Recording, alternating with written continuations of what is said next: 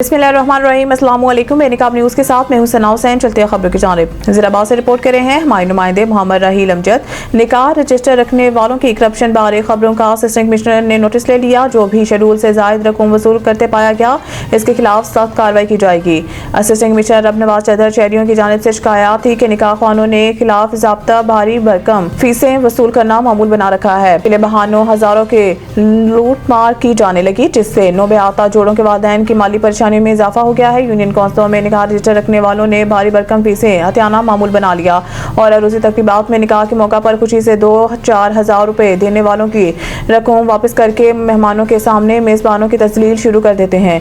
निकाह खान और निकाह रजिस्ट्रार इसरार करके वालिदैन को हजारों रुपए देने पर मजबूर करते हैं और 10 से 20 हज़ार रुपए की भारी रकम हथियाना इनका मामूल है। गरीब वालिदैन जो पहले ही उम्र भर की जमा पूंजियां सर्व करके अपनी औलाद की शादियां करते हैं, इस रवैये और लूटमार से तंग दिखाई देते हैं, जबकि निकाह जैसा मुकद्दस अमल भी इस करप्शन की वजह से महंगा तरीन होता जा रहा है। असिस्टेंट कमिश्नर ने खबर का नोटिस लेते हुए ऐसे अफराद को वार्निंग दी है कि कहा है कि जो कोई भी शेड्यूल से जायद रकम वसूली में पाया गया, इसके खिलाफ सख्त कार्रवाई की जाएगी।